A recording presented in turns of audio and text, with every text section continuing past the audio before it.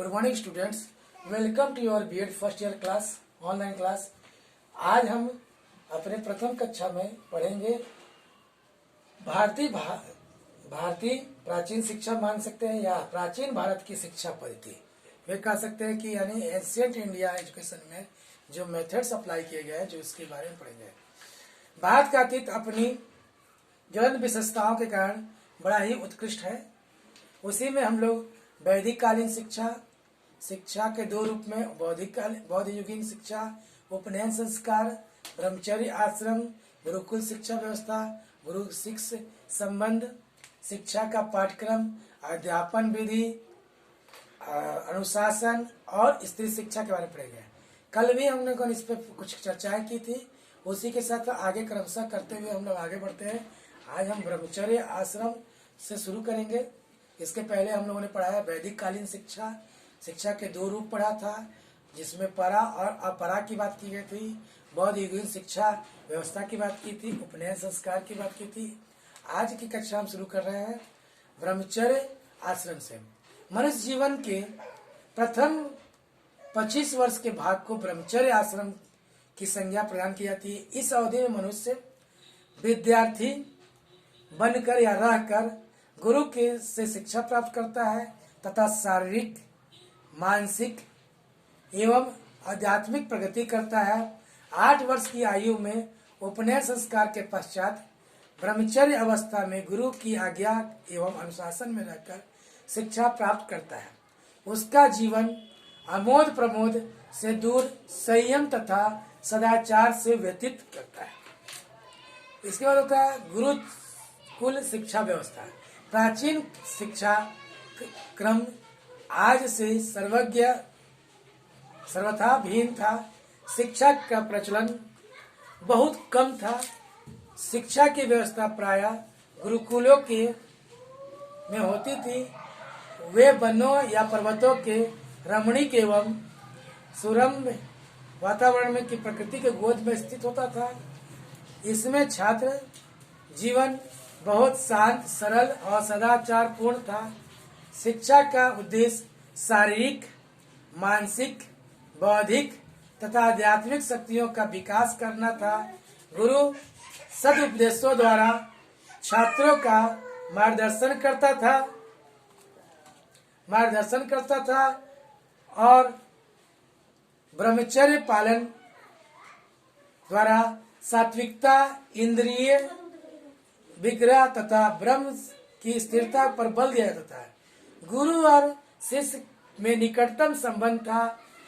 विचार स्वतंत्रता के कारण छात्र दार्शनिक व गुरु गुण विषयों पर चिंतन करते थे, जिससे उनमें मौलिकता को बढ़ावा मिलता था। गुरु शिष्य संबंध। प्राचीन भारत में शिक्षा की व्यवस्था गुरु ग्रहों या ऋषि अथवा आचार्य कुल में होती थी। समाज में गुरु का स्थान बहुत ऊंचा था। सभी स्थानों पर उनका बड़ा आदर और सम्मान होता था। बड़े बड़े चक्रवर्ती राजा भी गुरु के सम्मुख श्रद्धावत नतमस्तक होते थे और आवश्यकता अनुसार राज्य के कामकाज में परामर्श लेते थे।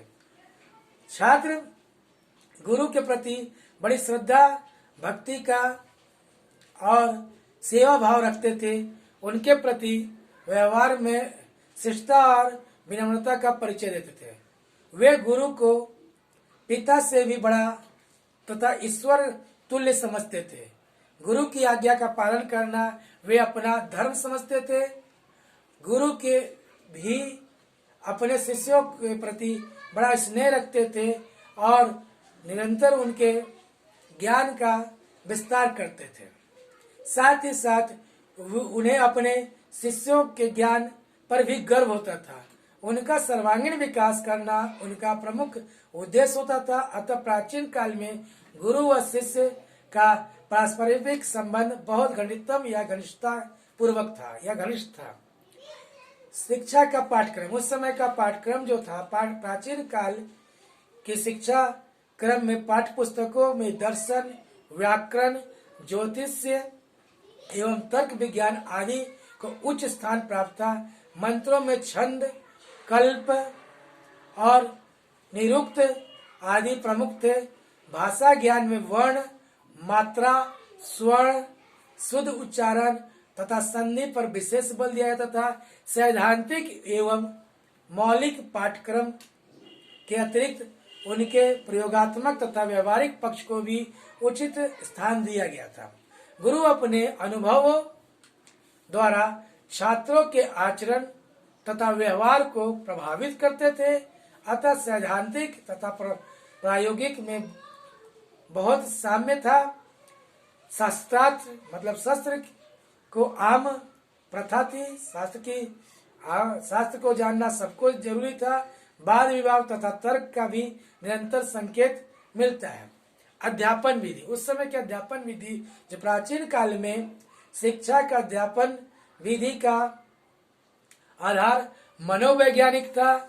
उसमें मौलिक चिंतन और मन का विशेष महत्व था। गुरु प्रायः मौखिक रूप से व्याख्यान देते थे या उपदेश देते थे या तर्क देते थे। छात्रों को स्वाध्याय या अभ्यास कराया जाता था।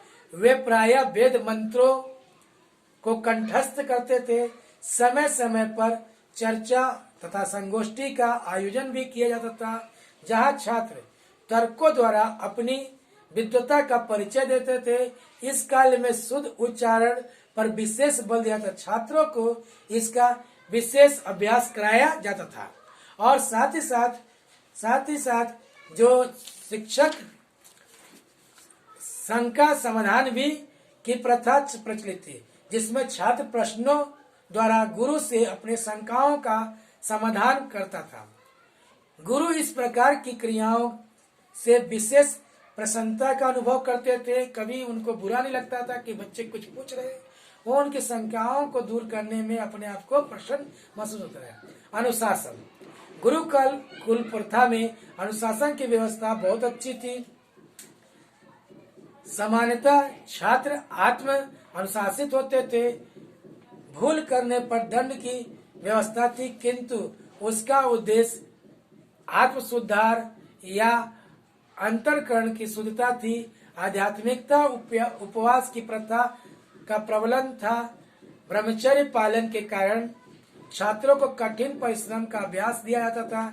छात्र गुरु के प्रति आज्ञाकारी और विनम्र हुआ करते थे और उनका बहुत सम्मान करते थे। अतः अनुशासन व्यवस्था आजकल की से सर्वथा भिन्न थी। वे गुरु के प्रति बड़ी आस्था, श्रद्धा और आदर का भाव रखते थे। स्त्री शिक्षा, प्राचीन शिक्षा में स्त्री का स्थान बहुत ऊंचा था।